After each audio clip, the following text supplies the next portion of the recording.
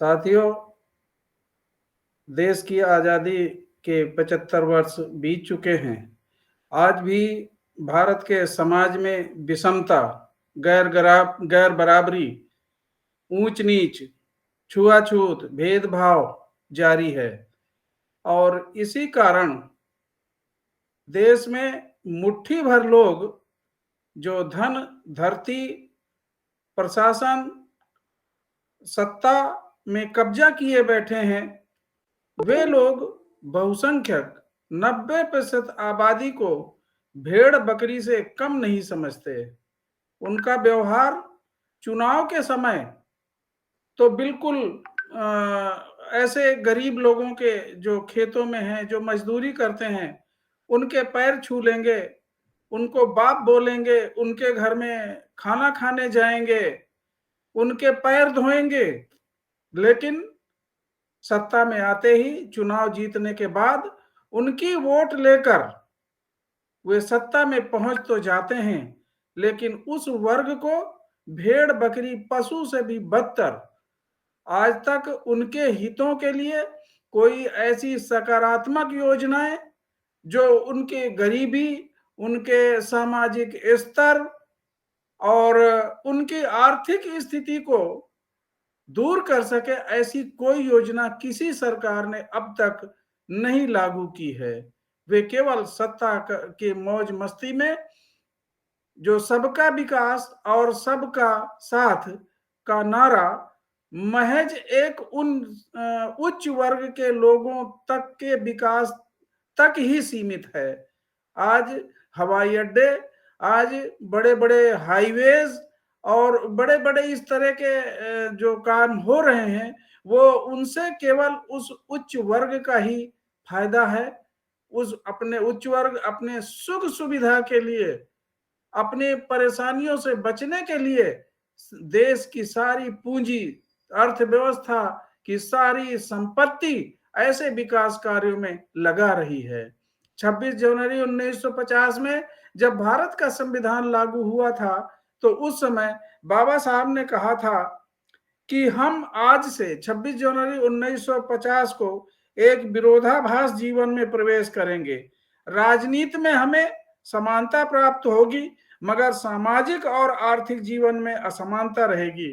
राजनीति में हम एक व्यक्ति एक मत, वन मैन वन वोट, तथा एक मत एक मूल्य, वन वोट वन वैल्यू के तत्व को स्वीकार करेंगे, मगर सामाजिक और आर्थिक जीवन में हम एक व्यक्ति एक मूल्य, वन मैन वन वैल्यू के आधार को नकारते रहेंगे।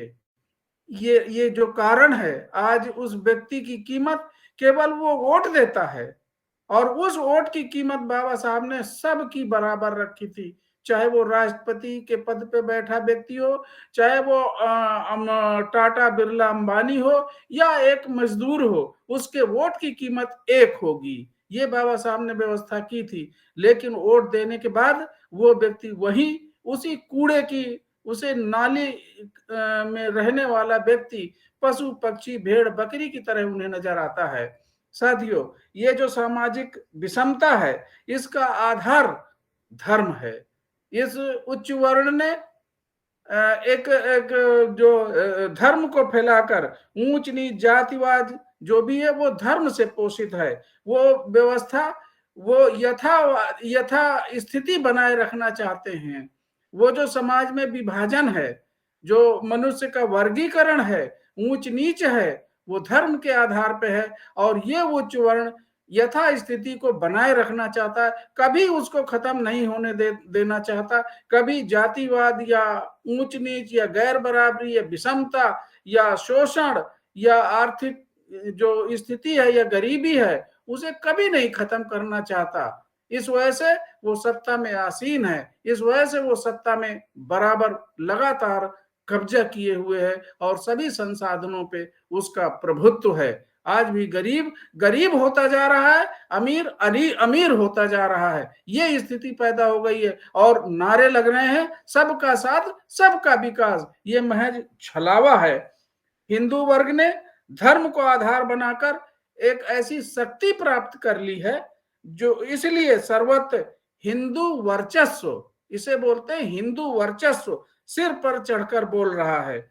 बहुजनों की मुक्ति का मार्ग केवल बहुजनों को शक्ति प्राप्त करना है।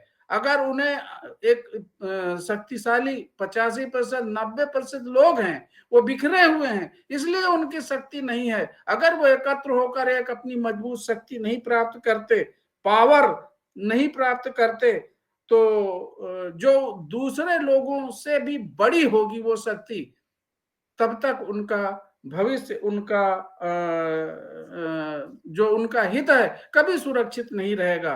आज जो है इसी हिंदू धर्म की व्यवस्था के आधार पर यथास्थिति बनाए रखने के लिए अंध राष्ट्रवाद, जब किसी देश में लोकतांत्रिक परंपराओं को कुचलकर जनता की भावनाओं, विचारों, अभिव्यक्ति को दबाया जाता है, उस पद्धति को अंध राष्ट्रवाद कहा जाता है। हिंदू राष्ट्र, हिंदू धर्म, हिंदू संस्कृति के आधार पर एक अंध राष्ट्रवाद, अंधे लोग पैदा हो गए हैं जो यथास्थिति को बनाए रखना चाह रहे हैं और उस जो उच्च वर्ण के वर्चस्व है उसे कायम रखना चाह रहे हैं। ये बहुजनों के लिए अति निंदनीय, अति दुखद और भविष्य बड़ा अंधकार में लगता है। अगर बहुजन अपनी इस मुसीबत को, इस दुख का अंत नहीं करना चाहते, तो ये स्थिति बद से बदतर होती जाएगी। इसलिए अपनी एक शक्ति बनाकर, अपनी एक ताकत, जो उनकी ताकत है, वो बटने के बजाय